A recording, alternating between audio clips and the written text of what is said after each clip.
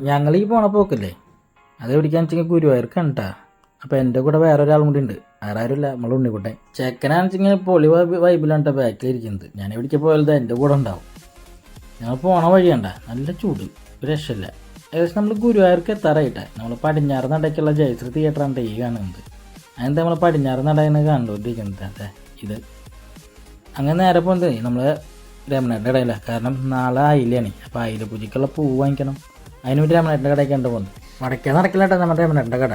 ഞാൻ എനിക്കുള്ള പൂക്കളാണ് ഇതൊക്കെ. നാളെ മാല കെട്ടാണ്ടേ. അപ്പോഴാണ് രമണേട്ടൻ പറഞ്ഞത് നമ്മൾ ഗുരുവായൂർ അമ്പലത്തിൽ പാൽപ്പായസം ഉണ്ടാകാതെ കുറച്ച് കൊണ്ടുപോയിക്കോ, ഈ പാത്രം നാളെ കൊണ്ടുവന്നാൽ മതി എന്ന് പറഞ്ഞു.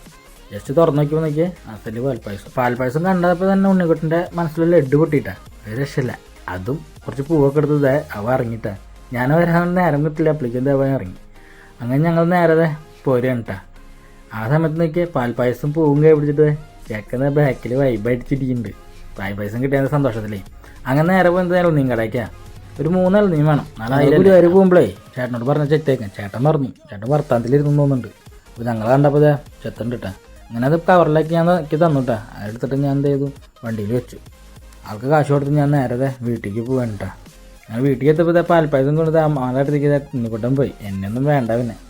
പിന്നെ അതുപോലെ ഷൂ പോളിഷ് ചെയ്യാൻ കൊടുത്തിട്ടുണ്ടായിരുന്നു. പോളിഷല്ല, അത് ക്ലിയർ ആക്കാനും ശരിയാക്കാനും ഒക്കെ കൊടുത്തിട്ടുണ്ടായിരുന്നു. നമ്മുടെ ഉണ്ണിക്കുട്ടൻ്റെ കേട്ടാ. അത് എടുത്തിട്ടുണ്ട് എന്തായാലും. അങ്ങനത്തെ വീട്ടിലെത്തുന്ന പായസത്തിൻ്റെ പാത്രം തുറക്കലും കഴിക്കലും തുടങ്ങിയിട്ടാ. ഈ ഗ്ലാസ്സില്ലേ അത് എൻ്റെ കേട്ടാ. ഞാനാണ് ഫസ്റ്റ് എടുക്കുന്നത്. കാരണം നമ്മളൊരു പായസ കൊതിയും തന്നെയാണ് കേട്ടാ.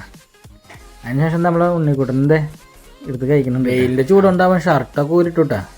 എന്നിട്ടാണ് വന്ന് കഴിക്കുന്നത്. ഞാൻ നൈസായിട്ട് കഴിച്ചിട്ടുണ്ട്. കിട്ടില്ലെന്ന് പായസമായിരുന്നു. ഒരു രക്ഷയില്ല. പ്രത്യേകിച്ച് ഗുരുവായൂർ എല്ലാവർക്കും അറിയാമല്ലോ അത്. ഞാൻ 2ാമത്തെ സെക്ഷനാണ് കഴിക്കുന്നത്.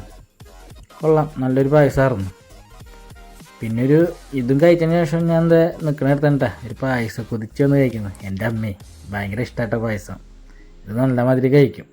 അത് കഴിച്ചതിന് ശേഷം ഞങ്ങൾ വീണ്ടും പോയിട്ടാ. എവിടേക്കാണെന്നറിയോ? കടയിലേക്ക് തന്നെയാണ്.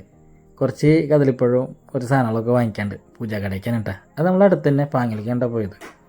അവിടെ കടയിൽ കയറിയിട്ട് കദളിപ്പഴം പറഞ്ഞു 5 അതും ആൾ കട്ട് ചെയ്ത് തന്നുട്ടാ. അത് കിട്ടേണ്ട താമസം ഉണ്ണിക്കുട്ട അതെടുത്ത് വീട്ടിൽ ഓടുന്നൊരു കാര്യമുണ്ടാ. കാരണം തന്നെ ഗംഭീര ചൂടാണ് കേട്ടാ. ഉണ്ടാ ഞാൻ തന്നെ വയ്യാണ്ടായി. അമ്മ അതേ ചൂടാണ്. അതിനുശേഷം അവനെ ഞാൻ റെയിൽവേ സ്റ്റേഷനിൽ കൊണ്ടാക്കിയിട്ടാ. അവൻ്റെ വീടേ എറണാകുളത്താ. അപ്പോൾ അത് ആക്കിയിട്ട് ഞാൻ തിരിച്ചു വരിക. പോണ വീഡിയോകളൊന്നും എടുത്തില്ല കേട്ടാ. കാരണം വീഡിയോ എടുക്കാനുള്ളൊരു ഇതുണ്ടായിരുന്നില്ല. കാരണം അത്രയും നേരം പോയിട്ട് ഓടിയത് അതുകൊണ്ട്. അപ്പോൾ ഇന്നത്തെ വീഡിയോ ഇത്രയുള്ളൂ. അപ്പോൾ വീഡിയോ ഇഷ്ടപ്പെട്ട ലൈക്ക് ചെയ്യാൻ ഷെയർ ചെയ്യാനും മറക്കരുത് കേട്ടാ.